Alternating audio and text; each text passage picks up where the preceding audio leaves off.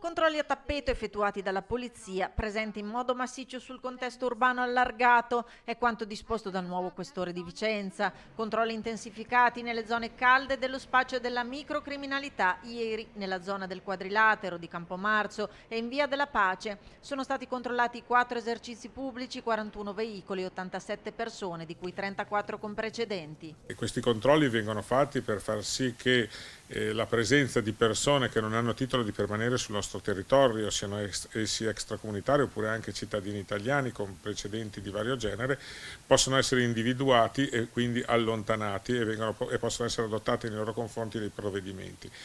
Per un vicentino di 58 anni, sorpreso all'interno di un bar in stato di ebbrezza mentre disturbava gli altri avventori, è stato disposto il sequestro amministrativo di 10 fucili e di 400 munizioni di vario calibro. A carico dell'uomo è stato anche disposto il divieto di accesso in tutti gli esercizi pubblici del comune per un anno.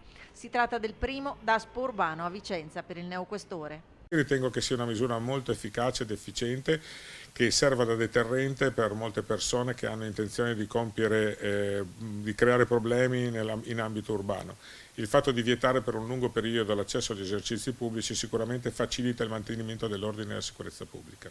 Controlli che hanno portato a disporre 5 fogli di via a carico di altrettanti cittadini italiani gravati da precedenti penali e residenti in altre province, 3 revoche di permessi di soggiorno nei confronti di cittadini extracomunitari senza i requisiti per rimanere in Italia, 2 avvisi orali nei confronti di pluripregiudicati sorpresi in atteggiamenti e luoghi sospetti. Sono delle iniziative che verranno sicuramente rafforzate anche nei prossimi giorni in collaborazione con le altre forze di polizia, proprio per far sì che insomma, la percezione di sicurezza del cittadino possa crescere e si possa comprendere che situazioni di illegalità non verranno tollerate.